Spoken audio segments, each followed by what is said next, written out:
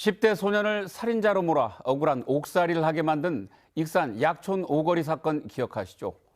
당시 진범을 풀어준 현직 검사가 누명을 쓴 피해자를 15년 만에 만나 사과를 한 사실이 뒤늦게 알려졌습니다. 하지만 이 사건을 수사하고 재판한 나머지 사람들은 여전히 침묵하고 있습니다. 이정민 기자입니다.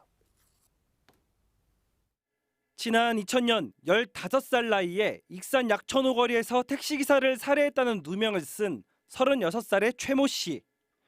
10년간의 옥살이 끝에 지난 2016년 재심을 통해 무죄를 선고받았습니다. 진범은 16년 만에 구속 기소됐습니다. 사실 진범은 최 씨가 수감 중인 2003년에 나타났습니다. 하지만 2006년 검찰이 최종 무혐의 처분해 진실은 묻히고 말았습니다.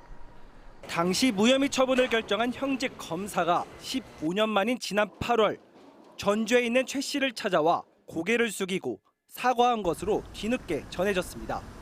해당 검사는 최 씨에게 실체적 진실을 밝히지 못했다.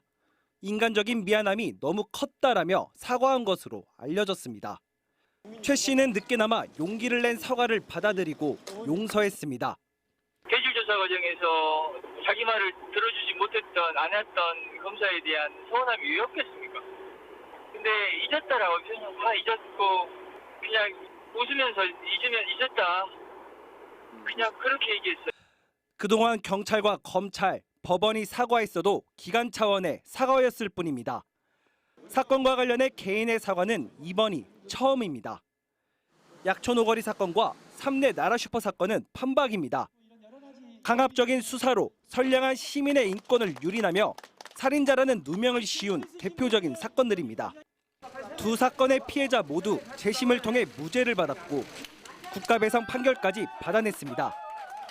하지만 사건 수사와 재판의 잘못을 먼저 인정하는 경찰관과 검사, 판사들은 없었습니다.